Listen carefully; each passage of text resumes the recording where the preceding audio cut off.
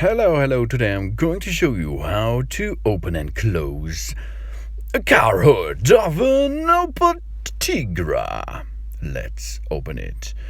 At your driver's seat there is a lever at the food control unit on the left side.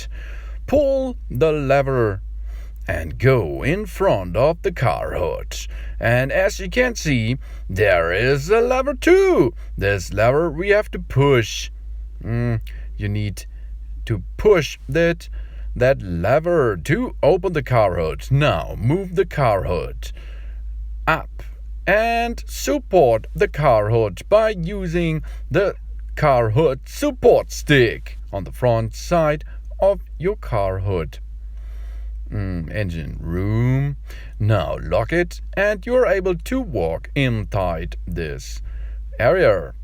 To close, disassemble the car hood holder and let the car hood down and smash it back in position.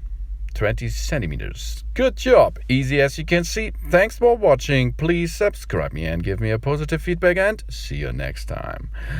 Soon.